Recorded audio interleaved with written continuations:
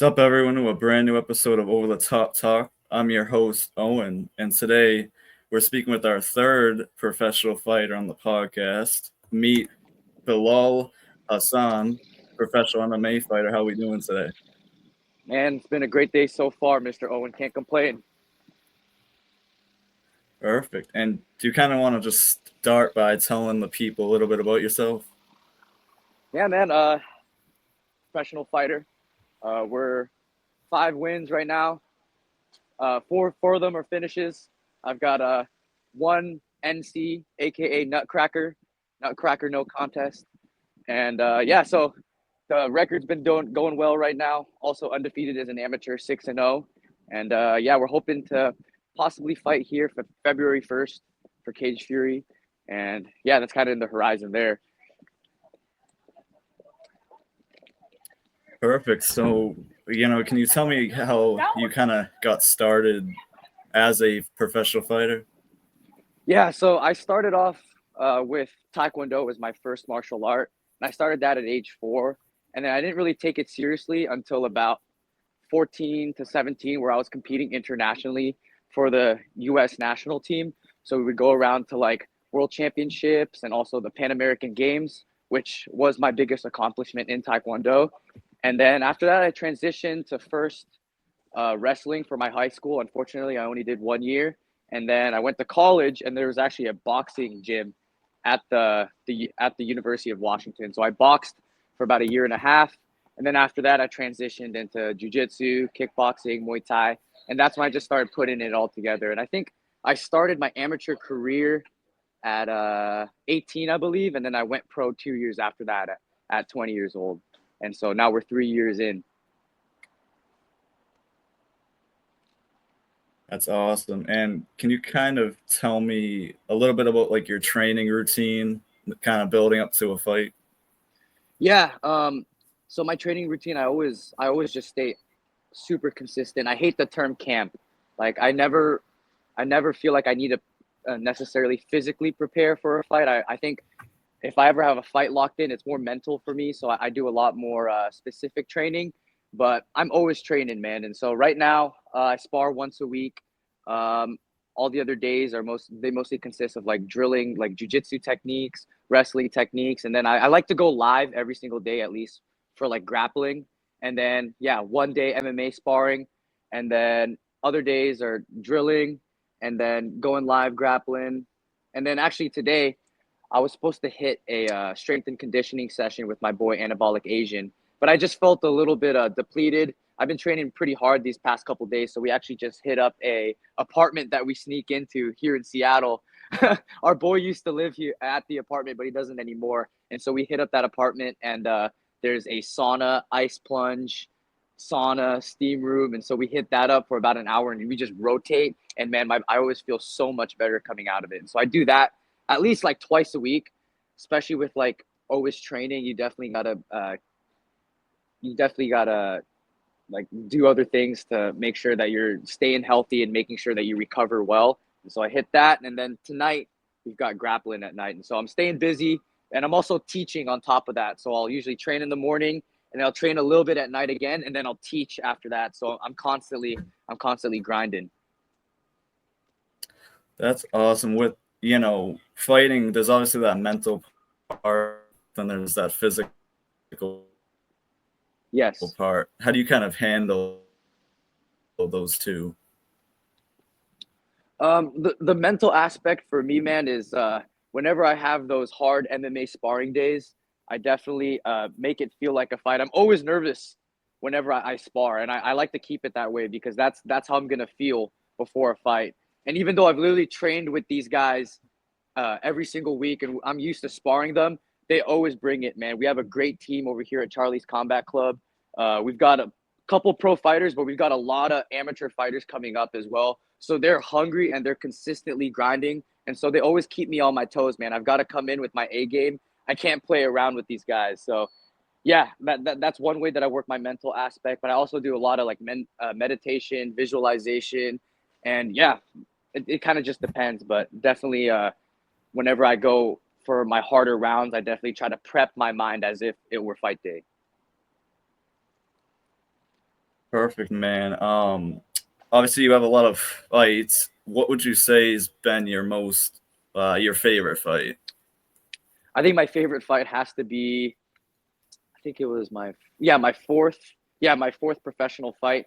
I call out this guy Shamel. He fought for the title last, and so I just got done doing my probably highlight finish of my career. I spinning wheel kick a guy, and then I get on the mic, and I had it kind of planned out, but I don't usually like to plan out like my speeches or anything. And the one time that I fuck up my speech is when I plan it out, and so I get up on the mic and I'm like, hey, Shamel, you smell, and I want to see you next at whatever date. And so I end up fighting him next, and then I actually get on a podcast with a couple of my homies that are local rappers. So we get in his studio, we do like an hour-long podcast, and we're like, "Hey, you know what? Let's make a diss track on on the guy you called out." And so I was like, "You know what? Fuck it." And so in under like 45 minutes, we literally just make a song and we put it up on Spotify. We also we also made a whole music video around it. And so we like built up this fight unintentionally, and I go out there and that's honestly probably my best performance. I finished him in the first round with I believe it was a right hand KO. And so yeah, it was just like the build up to it and all the unexpected things that happened before, and be able to kind of put that cherry on top and have another highlight KO. That's definitely got to be one of my favorites. Awesome. What would you say is like a challenge for you? Like, as an example, is like making weight a challenge for you? Uh, it's always hard, cutting weight is it's never easy, but I've been doing it for so long. Like when I competed in Taekwondo and I competed in wrestling and when I competed in boxing, I always just I always made weight and I always had to cut weight in all three martial arts. But it also just comes from just being consistent in my daily like healthy habits. Like I said, I'm always consistent in training, and so it's actually really easy for me to cut the weight. I've been so disciplined throughout my entire life that it literally just feels like another week for me. It honestly feels weird when I'm not cutting weight. Yeah. I saw on your Instagram you got the chance to train with Demetrius Johnson. Yes, How sir. was that like experience? I can guarantee you probably learned a lot. Yeah, so actually we're our gym, Charlie's Combat Club, is alliance with AMC Pancration, and that's where Demetrius Johnson trains out of. And so our coach used to train with his head coach, Matt Hume, who I think is the definitely one of the goats for coaches out there. And so we're alliance with their gym. So I've actually been training with DJ for about 3 years now until he retired, and then he took a whole like year off of not really training MMA, but he is training jujitsu now. So I actually train with him once a week every Friday, and I go. It's like an hour drive to go and grapple with him, but man, it's so worth it. That guy, he his knowledge for the whole sport is next level, and so I always take away something every time I train with him. And so, like to sum it up, I guess the experience. One, I think it's humbling. He definitely shows me that there are levels to this, and I have so much room to grow. But that's what excites me, man, about this whole game is like the wins and the belts are all cool, but it's the journey of this. It's the journey of learning, and then yeah, just enjoying the lifestyle of it. And so yeah, he shows me that there's levels to this, and there's always something to learn from him every single time. Um, kind of, is there any, do you feel any pressure whenever you're entering that cage? 1000%, man, 1000%. But this is I had this saying for my last fight, like the whole pressure that I put on myself, it's a privilege, man. The pressure is a privilege. Not many people get to feel the pressure that I get to feel when I walk into that cage. So I'm just grateful for the experience, man. Not many people get to experience that, and I think that helps me really rise above the occasion, and it puts me on a whole another level. I think my mentality getting into that cage is different from other people, and I think that's what sets me apart from most of the people that compete in mixed martial arts. And so, yeah, I'm just grateful, man. That the pressure is truly a privilege. That's awesome. Are there any fighters like in the UFC or just out there in general that you kind of look up to? One's definitely got to be Demetrius Johnson. I know he's not He's not fighting right now, but his whole career, I think he's the most complete mixed martial artist. But right now, I'm gonna have to go with. I'm a huge fan of Sean O'Malley. I think I definitely can replicate his style very well, but I also love what he's doing outside of the sport, how he's showcasing himself and building a brand around his name. Because the biggest thing nowadays is like people are starting to understand that like we can't fight forever. Like we have to build a brand outside of our fighting as well. And so it's also just fun for me, man. Like I think I've got a personality of my own, and I think I've kind of found my niche in it. But I think it's about winning my fights, but also building everything around it. And so definitely Sean O'Malley. But I've also been watching a lot of the if you know the fighting nerds like Carlos Prates, all those guys, man, they're doing so well. And I think more than anything, like their fighting style and their community aspect around their whole gym and how they're promoting themselves out in social media. I think my gym, like we don't have a lot of like big names yet, but like I said, there's so many up and comers that are hungry, and I think we're gonna see a lot of them on the big stage as well. Yeah, and when you look at your career, um, where do you want to like see yourself, or where do you see yourself in, like, let's say like 3 or 5 years? 3 or 5 years. I've always said this for myself. I think 2029 I'm gonna be champion UFC. But yeah, 3 to 5 years. I think even in this next year, man, I see me. Hopefully, we get this fight February 1st, and then see what's after that. But I think this year's the year that I'm gonna enter the UFC and really make a name for myself. And then the years after that, man, it's just that's when the season begins. And I think I'm gonna be the next generation for all the big superstars for UFC. Yeah, and kind of looking at the current, how do you feel about the current like state of that UFC flyweight division? Man, it's kind of all over the place. It's kind of all over the place. They don't really have anyone like Pantoja's a great fighter. He's got a great skill set. He's such a dog. There's a reason he's the champion. But, it kind of seems like, at least from a fan's point of view, like I think they don't really want him as champion. And so I think there's there's really a lot of room for potential superstars to rise in the flyweight division. I don't think no one's really tapped into that yet. And so that's definitely one of my goals to be a really big name for the division.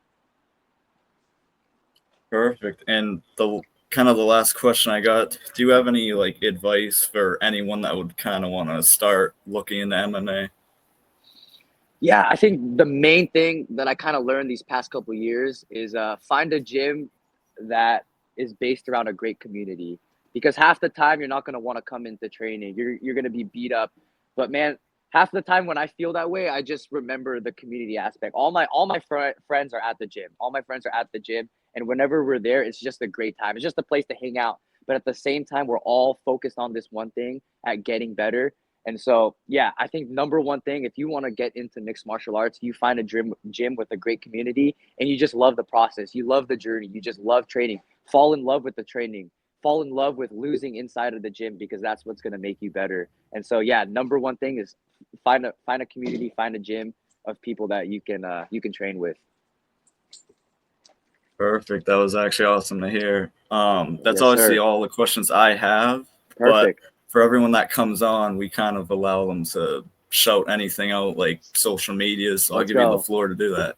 Hell yeah. Thank you, Owen. Definitely follow me on my Instagram, Billy the Indo Ninja. I also have a YouTube going on right now. I post vlogs, podcasts. I just be having fun on there. I'm usually just with my boys fucking around. We've been going around town. Sometimes we just ask people if like they've been to like the Diddy party and stuff. Like it's honestly such a fun time. We just screw around on there. And so yeah, definitely follow my YouTube, Billy the Indo Ninja. I also have a Patreon going on right now. I post like all exclusive content. Some of the stuff that I've been teaching as well in my classes, I put it up on my Patreon. That's also Billy the Indo Ninja. So that's all I got there, man. Perfect, man. It's been a pleasure talking to you. Obviously, I'll put all your links down in the Let's go. description of this. Um, but yeah, obviously, thank you for your time. We know you guys Likewise. are busy all the time, so we appreciate it. That means a lot, Owen. I appreciate you, man. And for everyone that watched, I'll put obviously his links, our links. Make sure to follow us, and I'll see you all in the next one. See you later, guys. All righty, later.